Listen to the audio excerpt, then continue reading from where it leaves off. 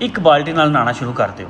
ਰਾਜੀ ਈਰਾਨ ਦੇ ਸਦਰ ਨੇ ਆਪਣੀ ਕੌਮ ਨਾਲ ਖਿਤਾਬ ਕੀਤਾ ਹੈ ਕਿ ਅਗਰ ਪਾਣੀ ਦੀ ਬਚਤ ਨਾ ਕੀਤੀ ਗਈ ਜਾਂ ਪਾਣੀ ਦੀ ਮਜ਼ੀਦ ਸੂਰਤ-ਏ-ਹਾਲ ਖਰਾਬ ਹੁੰਦੀ ਹੈ, ਹੋ ਸਕਦਾ ਹੈ ਕਿ ਤਹਿਰਾਨ ਜਿਹੜਾ ਦਾਰੁਲ ਹਕੂਮਤ ਹੈ ਈਰਾਨ ਦਾ, ਖਾਲੀ ਕਰਨਾ ਪੈ ਜਾਵੇ।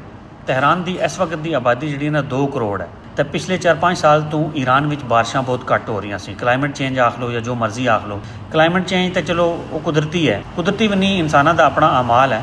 ਲੇਕਿਨ ਜਿਹੜਾ ਪਾਣੀ ਦਾ ਵੀ ਹੈ ਨਾ ਸਿਲਸਿਲਾ, ਪਾਣੀ ਉਹਨਾਂ ਇਸਤੇਮਾਲ ਕਰ ਕਰਕੇ ਜਾਂ ਗਵਰਨਮੈਂਟ ਦੇ ਜਿਹੜੇ ਮਹਿਕਮੇ ਉਹਨਾਂ ਦੀ ਨਾ ਅਹਿਲੀ ਕਿ ਜਿਹੜੀਆਂ ਪਾਈਪ ਲਾਈਨਾਂ ਹੁੰਦੀਆਂ ਉਹਨਾਂ ਦੀ ਸਹੀ ਮੁਰੰਮਤ ਨਹੀਂ ਕਰਦੇ ਤਾਂ ਉਹ ਪਾਣੀ ਜ਼ਿਆਦਾ ਜ਼ਾਇਆ ਹੁੰਦਾ ਹੈ, ਘੱਟ ਪਹੁੰਚਦਾ ਹੈ ਆਵਾਮ ਤੱਕ। ਤਾਂ ਉੱਥੇ ਹੁਣ ਇਹ ਹਾਲਤ ਹੋ ਗਈ ਹੈ ਕਿ ਉਹਨਾਂ ਐਲਾਨ ਕਰ ਦਿੱਤਾ ਹੈ ਕਿ ਅਗਰ ਪਾਣੀ ਦੀ ਸੂਰਤ-ਏ-ਹਾਲ ਮਜ਼ੀਦ ਖਰਾਬ ਹੋਈ ਤਾਂ ਤਹਿਰਾਨ ਨੂੰ ਖਾਲੀ ਕਰਨਾ ਪੈ ਜਾਸੀ।